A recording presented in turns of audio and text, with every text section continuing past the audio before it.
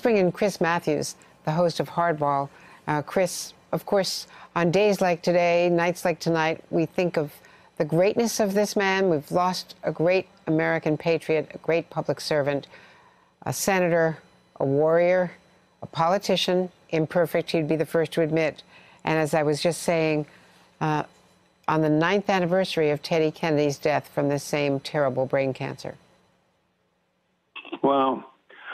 Well, I said this earlier tonight, and I still think it's the reason people love the gladiatorial aspect of politics, where it's really one against the other, and there's a real combat to it. And you look for guts, spiritual guts. You look for people that stick to what they believe and be their own person. And John McCain was always his own person. I mean, he wasn't a knee-jerk lefty or a knee-jerk righty.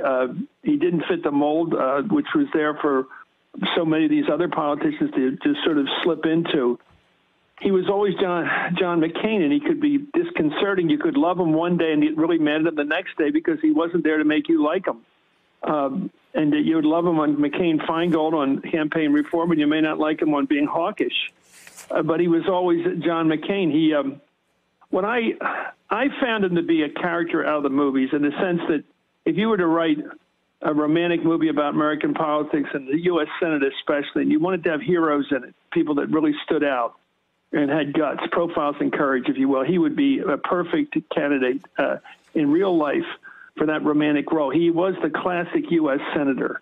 If you ever want to grow up to be a senator, I think you'd want to grow up to be John McCain. You wouldn't grow up to be just one of the votes for either party. You'd want to be someone who everyone wondered about where they're going to go and how they're going to vote and what's their conscience going to lead them to. And I also like the fact that he was a statesman in the sense that even though he could be incredibly tough on his opponents and bitter at times, he really did stand up for his opponent, Barack Obama, in a couple of critical moments. One was when that woman in the crowd said that he was an Arab, and she meant that in the worst possible way of saying something. And McCain could have said, yeah, and just gone along with that sort of slur. It was a slur to her. And instead he said, no, he's a decent man. We just have to disagree. And boy, that is so rare in politics today. He also gave a most wonderful testimonial to Barack Obama when they were going head-to-head about a couple of weeks before the election in 2008. He was at the Al Smith dinner, and I was there, and I remember I went back and dug it up. We showed it last night. I hope everybody gets to see it again. It was the most grand endorsement, that's not the right word, testimonial to his opponent that you don't hear in politics today. It was wonderful. And he did it knowing that he was much the underdog. As you know, Andy, 2.5 weeks before that election, the market was dropping and everything was going haywire, and he was paying the brunt of it. And I thought that was the best of John McCain. And Chris, the fact that he has still been a force in this last year, even while he's suffering from this brain cancer, fighting the cancer, certainly in his vote against the repeal of Obamacare last July 28th, but also a year ago, July 28th, 2017. But in his speech, that speech in July, in his statement after Helsinki, he has tried to hold the White House to account for the things that he, McCain, believes in.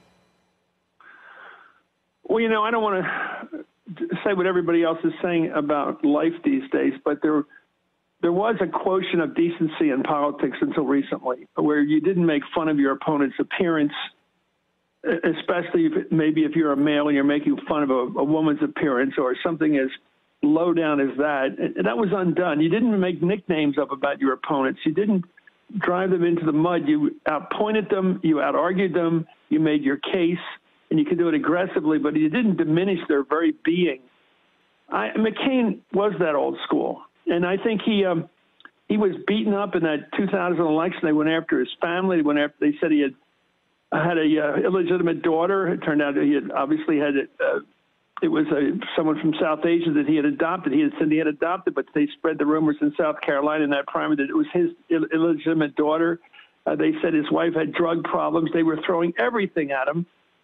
And he still stuck with it in politics. He came back again after he almost got knocked off in the early going in 2008. He kept going and going, and he wouldn't quit. And I think that endurance that he showed over the Hanoi Hilton all those years, where he was just getting beat up and tortured and basically crippled and above his waist, and he just stuck with it and had a sense of humor. He was a tough guy. I think he had some bitterness, but he didn't let it drive him. I think he resented some people like W and people that didn't serve in Vietnam the way he did and didn't suffer the way he did, but seemed to come out on top. I'm sure he did. But as the public man, I think was a hero and a grand hero, as our colleague said earlier tonight. He has had a grandness to him, something out of the movies. And you referenced that Al Smith dinner in 2008. Of course, a campaign year. You were there. We've got some of that tape. Let's play that testimonial to Barack Obama by his competitor, John McCain. I don't want it getting out of this room, but my opponent is an impressive fellow in many ways. Political opponents can have a little trouble seeing the best in each other, but I've had a few glimpses of this man at his best, and I admire his great skill, energy, and determination. It's not for nothing that he's inspired so many folks in his own party and beyond. Senator Obama talks about making history, and he's made quite a bit of it already.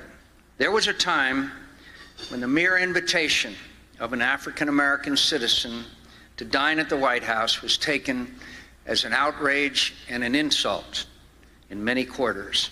Today is a world away from the cruel and prideful bigotry of that time, and good riddance.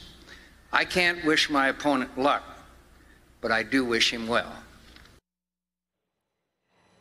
Chris, I'm glad you brought that up, because that is quite a speech, and the dignity and the honor that he brings to that he brought to that kind of occasion was classic John McCain.